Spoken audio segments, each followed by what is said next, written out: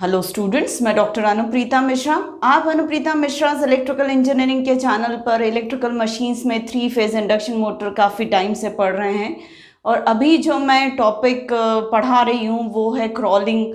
और क्रॉलिंग से रिलेटेड जो भी बेस नॉलेज आपको चाहिए वो मैंने डिस्क्राइब कर दिया है मेरे पुराने वीडियोस में, जिसमें मैंने पूरी हार्मोनिक्स की बात की। पहले मैंने टाइम हार्मोनिक्स और स्पेस हार्मोनिक्स में डिफरेंस बताया, डेवलप कैसे होते हैं ये भी बताया, और साथ में फिर मैंने स्पेस हार्मोनिक्स पर डिस्कशन करना शुरू किया, जो कि पूरा का पूरा 3 फेज़ इंडक्शन मोटर से रिलेटेड है।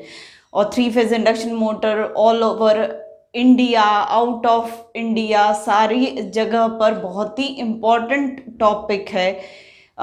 इंडस्ट्रीज़ में, ड्राइव्स में हम 3 फेज़ इंडक्शन मोटर इन्वॉल्व करते हैं। तो फील्ड पर्पस से भी एज एन इलेक्ट्रिकल इंजीनियरिंग वाला जॉब अगर आपको करना है तो वहाँ पर आपको 3 फेज़ इंडक्शन मोटर के बारे में पता होना चाहिए। और ये क्रॉलिंग जो है एक प्रॉब्लम है associated to 3 phase induction motor, जो कि डिज़ाइनिंग के टाइम पर भी हम इस प्रॉब्लम को हटाने की कोशिश करते हैं, और बाद में भी ड्यूरिंग द ऑपरेशन अगर फिर भी क्रॉलिंग होती है तो हम कुछ रेमेडीज़ फॉलो करते हैं इसको हटाने के लिए या इस प्रॉब्लम को सबसाइड करने के लिए। पर क्रॉलिंग है क्या? क्रॉलिंग जो है वो इंडक्शन मोटर बहुत ही कम स्पीड पर स्टेबली ऑपरेट होने लगती है, मतलब धीरे धीरे चलती है पर उसी पर चलती रह जाती है, ना तो एक्सेलरेट होती है ना रिटार्ड होती है। तो नॉर्मल ऑपरेशन जो हमें मिलना चाहिए 3 फेज़ इंडक्शन मोटर का, वो नियर टू सिंक्रोनस स्पीड मिलता है, वो हमें नहीं अचीव होता है। हमें यहाँ पर मिलना चाहिए नॉर्मल ऑपरेशन, पर वो ना अचीव होके बहुत ही छोटी स्पीड पे लगभग ns/7, मतलब सिंक्रोनस स्पीड के 1/7 पार्ट 1/7 क्वांटिटी के बराबर इंडक्शन मोटर उस स्पीड पर रन होती है, तो ये प्रॉब्लम क्रॉलिंग कहलाती है। क्रॉलिंग आपको मालूम है छोटे बच्चों के रिस्पेक्ट में बात की जाती है, जब वो धीरे धीरे चलते हैं घुटनों के बल तो उसको क्रॉलिंग नाम दिया जाता है। तो बस उसी से सिमिलर 3 फेज़ इंडक्शन मोटर का बहुत छोटी स्पीड पर स्टेबली ऑपरेट होना क्रॉलिंग से डिफाइन किया गया है। अब इससे रिलेटेड जो पहले का नॉलेज आप लोगों से मैंने शेयर किया था और सारे कंसेप्ट्स आपसे डिस्कस किए थे, उन कंसेप्ट्स को मैंने पॉइंट वाइज फिर से यहाँ पर मेंशन कर दिया, और आगे फिर मैं अपना डिस्कशन क्रॉलिंग फिनोमिना को कम्प्लीटली समझाने के लिए यूज़ कर रही हूँ। पर आप किसी भी टेक्निकल इंटरव्यू में या फिर आप किसी एग्ज़ाम में अपीयर हो रहे हों जॉब पर्पस से, या फिर आपकी इंजीनियरिंग की एग्ज़ाम्स या एडवांस मशीन्स भी पढ़ रहे हो, आप अपने पीजी या पीएचडी पर्पस से भी अगर आप इंडक्शन मोटर से रिलेटेड काम कर रहे हैं, तो वहाँ पर आपको ये फिनोमिना एग्ज़ाम्स में पूछा जा सकता है, इंटरव्यूज़ में, वाइवाज में पूछा जा सकता है। तो चलिए पहले तो मैं लिस्ट आउट कर लेती हूँ पुराने मेरे कॉन्सेप्ट्स को। मैंने ये बताया था कि कोई भी एचथ हार्मोनिक जो होता है वो एचथ हार्मोनिक की synchronous speed normal synchronous speed divided by H होता है, मतलब 1/h टाइम्स हो जाता है सिंक्रोनस स्पीड का। अगर हम आरपीएस में लेते हैं तो स्मॉल एन ले रही हूँ, और आरपीएम में लेते हैं तो कैपिटल एन से डिफाइन कर रही हूँ। ये डिफरेंसेस मैं बहुत पहले अच्छे से बता चुकी हूँ बेटा। तो हार्मोनिक्स क्या उतने नंबर ऑफ पोल्स डेवलप कर देते हैं। अगर एच हार्मोनिक है तो h/p number of poles develop हो जाते हैं इंडक्शन मोटर की स्टेटर वाइंडिंग के अक्रॉस, मतलब स्लॉट्स में। इवन हार्मोनिक्स एब्सेंट रहते हैं, ये भी मैंने बताया था, due to half wave symmetry. Triplen harmonics अपना कोई इम्पैक्ट नहीं दिखा पाते, वो इनएफेक्टिव रहते हैं क्योंकि रिवॉल्विंग मैग्नेटिक फील्ड डेवलप ही नहीं करते, तो हम इनको कंसिडर ही नहीं करते। बाकी के बचे हुए जो हार्मोनिक्स होते हैं उनकी वजह से क्रॉलिंग फिनोमिना होता है। और ये क्रॉलिंग फिनोमिना जैसा अभी मैंने बताया बहुत लो स्पीड पर इंडक्शन मोटर का स्टेबली रन होना, ये क्रॉलिंग फिनोमिना है। इसके बाद मोटर आगे एक्सेलरेट होके ज़्यादा स्पीड पर रन नहीं हो पाती, वहीं फंस कर रह जाती, ऐसा मुझे कहना चाहिए।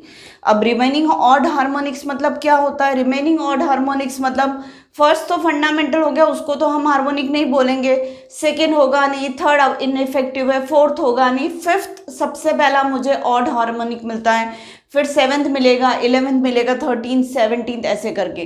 पर हाँ 11, 13, 17 तो हम कंसिडर करेंगे नहीं बेटा, क्योंकि इस जैसे जैसे हार्मोनिक नंबर ऑफ हार्मोनिक जो होता है उसका ऑर्डर बढ़ता चला जाता है, हार्मोनिक के ऑर्डर के बढ़ने के साथ साथ मैग्नीट्यूड कम हो जाता है एनर्जी का, या जो हमारी एमएमएफ वेव जनरेट हुई है स्पेस में तो उसका मैग्नीट्यूड बहुत छोटा होता है, तो हम हायर ऑर्डर हार्मोनिक्स कंसिडर ही नहीं करते।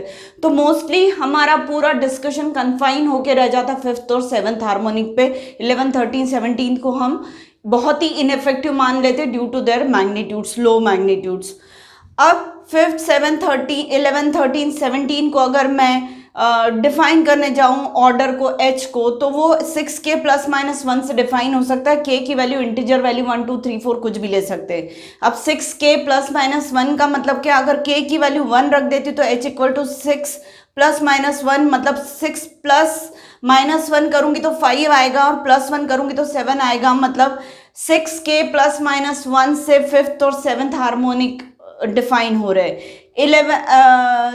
k की वैल्यू 2 रख रही हूँ तो h इक्वल टू 6 × 2 12 +-1, मतलब 11 और 13 हार्मोनिक निकल के आ रहे हैं। k इक्वल टू 3 रखेंगे तो 17 और 19 हार्मोनिक निकल के आएंगे। मतलब आप इन हार्मोनिक के ऑर्डर को 6k ±1 से डिफाइन कर सकते हैं। पर साथ में हमने ये भी देखा कि 6k ±1 वाले जो होते हैं हार्मोनिक, मतलब फिफ्थ, 11, 17, ये सब रिवर्स डायरेक्शन में रिवॉल्विंग मैग्नेटिक फील्ड डेवलप करते हैं। तो मैं 6k -1 को बोल रही हूँ कि रिवर्स डायरेक्शन की रिवॉल्विंग मैग्नेटिक फील्ड डेवलप करते हैं, और 6k +1 जो होगा, मतलब 7, 13, 19, ये सब फॉरवर्ड डायरेक्शन की रिवॉल्विंग मैग्नेटिक फील्ड डेवलप करते हैं। तो हमने हार्मोनिक के ऑर्डर को, जो बचे हुए हार्मोनिक्स थे ये वाले सारे, उसके ऑर्डर को हमने 6k ±1 से डिफाइन कर दिया, और 6k -1 इन्हें रिवर्स डायरेक्शन के रिवॉल्विंग मैग्नेटिक फील्ड डेवलप करने वाले हार्मोनिक्स, और 6k +1 मतलब फॉरवर्ड डायरेक्शन की रिवॉल्विंग मैग्नेटिक फील्ड डेवलप करने वाले हार्मोनिक्स। अब ये होता क्या है बेटा, यहाँ जो है ये जो ऑड हार्मोनिक्स है, मतलब फिफ्थ, सेवन्थ, ये सब जो है वो एसिंक्रोनस टॉर्क डेवलप करते हैं, जिसकी वजह से जो फंडामेंटल का टॉर्क है, अगर मैं सिर्फ फंडामेंटल वेवफॉर्म होती, साइनोसाइडल एमएमएफ स्पेस में वेवफॉर्म फंडामेंटल होती, तो उसकी वजह से जो हमें टॉर्क स्लिप कैरेक्टरिस्टिक्स मिलता है, या टॉर्क जो डेवलप होता स्पीड के रिस्पेक्ट में या स्लिप के रिस्पेक्ट में, वो ये वाला डेवलप होता। पर अब क्या हो रहा है, फिफ्थ हार्मोनिक और सेवन्थ हार्मोनिक भी अपना इलेक्ट्रोमैग्नेटिक टॉर्क, जिसको हम एसिंक्रोनस टॉर्क भी बोलते हैं, वो डेवलप कर देते हैं। तो वो टॉर्क स्लिप कैरेक्टरिस्टिक्स मुझे ns/7 के करस्पॉन्डिंग और -ns/5 के करस्पॉन्डिंग भी मुझे टॉर्क स्लिप कैरेक्टरिस्टिक्स मिल जाती है।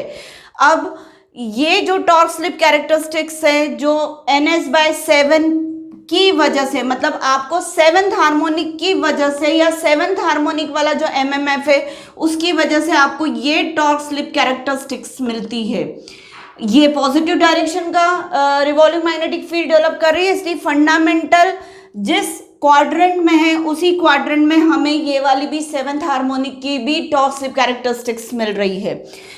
फिफ्थ हार्मोनिक क्या कर रहा है, रिवर्स डायरेक्शन का रिवॉल्विंग मैग्नेटिक फील्ड डेवलप कर रहा है। तो मुझे ब्रेकिंग रीजन में मुझे ns/5 पर माइनस, रिवर्स डायरेक्शन में तो -ns/5 के कारण मुझे, या फिफ्थ हार्मोनिक की वजह से मुझे जो रिवर्स डायरेक्शन में ब्रेकिंग जोन में मुझे टॉर्क स्लिप कैरेक्टरिस्टिक्स मिलेगी, वो ये वाली मिलेगी।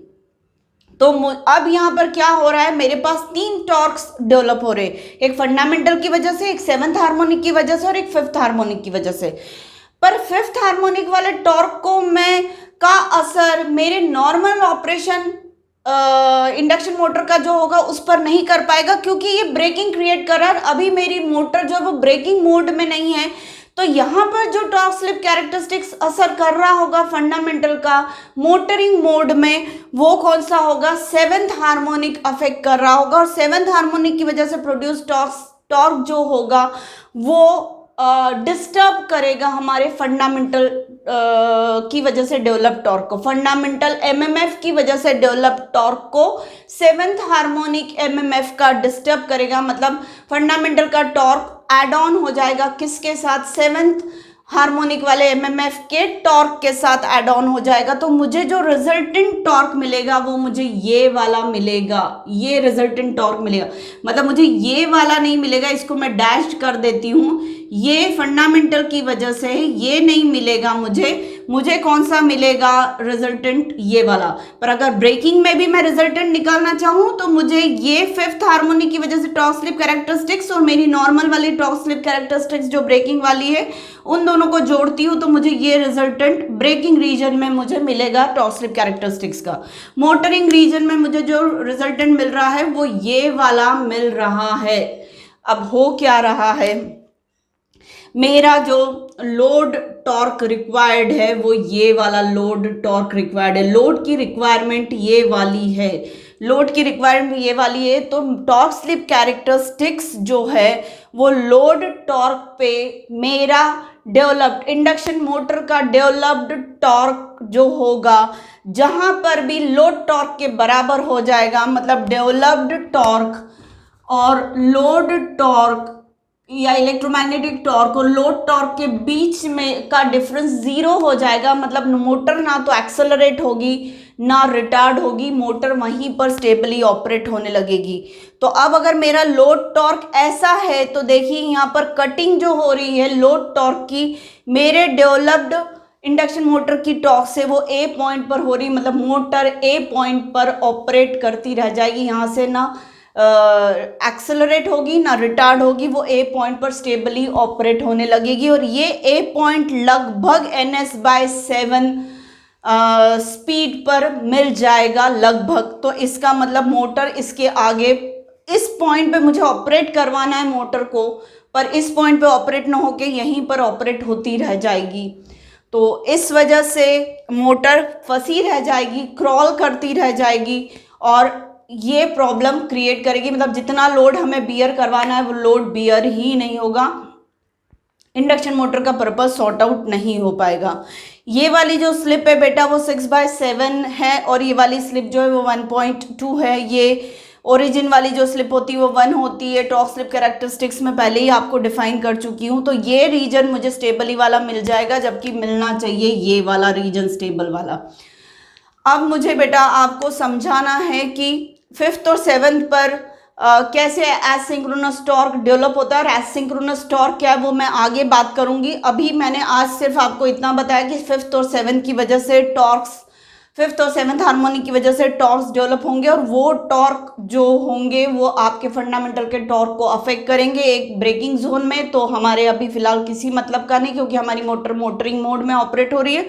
तो मोटरिंग मोड में सेवन्थ हार्मोनिक की वजह से डेवलप्ड टॉर्क फंडामेंटल के टॉर्क को अफेक्ट करेगा। कैसे, वो अभी मैंने समझाया। तो यहाँ पे मैं ऐसा ही कह सकती हूँ कि इक्विवेलेंटली हमारी इंडक्शन मोटर एक नहीं है, 3 इंडक्शन मोटर से एक, और तीनों मैकेनिकली कपल्ड है। एक में नंबर ऑफ पोल्स जो है वो 5p पोल्स है, एक में 7p है और एक में p है। मतलब मैकेनिकली 3 इंडक्शन मोटर्स कपल्ड है जिसमें डिफरेंट नंबर ऑफ पोल्स है, 5p 7p और p। ऐसी तीनों मोटर्स को हमने कनेक्ट कर दिया, लोड बियर करने के लिए बोला है, तो तीनों मिलके टॉर्क डेवलप कर रहे हैं। रिजल्टेंट टॉर्क ये वाला होगा, ऐसा इक्विवेलेंटली बात की जा सकती है। साथ में मैं ये भी कहूँगी कि तीनों के जो स्टेटर्स है वो सीरीज में कनेक्टेड है। तो 5p वाली मोटर को RYB की जगह RBY सप्लाई दिया जा रहा है, 7p वाली मोटर को RYB सप्लाई दिया जा रहा है और फंडामेंटल वाली मोटर को भी, p पोल्स वाली मोटर को भी RYB सप्लाई दिया जा रहा है। तो इस तरीके से ये क्रॉलिंग फिनोमेना आपको जब एग्जाम में पूछा जाएगा तो आप एज इट इज इस तरीके से लिख सकते हैं बेटा। ये सारी चीज़ें आप अगर सिर्फ क्रॉलिंग पे आपको शॉर्ट नोट लिखने को आया तो आप ये सारी चीज़ें एज इट इज लिखेंगे। पर अगर आपसे कहा गया कि ns/h क्यों होता है तो आपको मेरे प्रीवियस वीडियोस रेफर करने पड़ेंगे, वो आंसर देते हैं ns/h क्यों होता है। और इवन हार्मोनिक्स क्यों एब्सेंट रहते हैं तो इसका आंसर बेटा नेटवर्क एनालिसिस में, पर फिर भी थोड़ा बहुत आंसर मैंने आपको मेरे वीडियो के थ्रू दिया। ट्रिपलेट हार्मोनिक्स क्यों रिवॉल्विंग मैग्नेटिक फील्ड डेवलप नहीं करते वो भी मैंने डिस्कस किया हुआ। ये सारे वाइवा क्वेश्चंस के आंसर से बेटा और वाइवा में आंसर देने के साथ साथ आपको क्यों रीज़न भी बताना पड़ता है, तो आपको मेरे प्रीवियस वीडियोस रेफर करने पड़ेंगे। पर अगर आपसे क्रॉलिंग पूछा जाता है कि डिफाइन क्रॉलिंग, तो फिर आप ये सारा लिख देंगे। अगर आपसे पूछा जाता है कि क्रॉलिंग में 5th और 7th हार्मोनिक की स्लिप इवैल्यूएट करिए, तो वो मैं अब आपको नेक्स्ट वीडियो में इवैल्यूएट करके बताऊंगी। साथ में नेक्स्ट वीडियो में मैं आपसे एसिंक्रोनस टॉर्क की भी बात करूंगी कि ये होते क्या है, और अगर ये एसिंक्रोनस टॉर्क है तो सिंक्रोनस टॉर्क क्या होता है वो भी मैं बात करूंगी। तो उम्मीद है आपको मेरा आज का कॉन्सेप्चुअल टॉपिक जो बेस्ड है मेरे प्रीवियस वीडियोस की कंटिन्यूटी में आपको समझ में आया होगा। तो प्लीज़ मेरे आज के वीडियो को लाइक कर दीजिए, मेरे चैनल को सब्सक्राइब करिए और मेरे वीडियो से ज़्यादा से ज़्यादा फ़ायदा उठाने की कोशिश करिए। Thank you.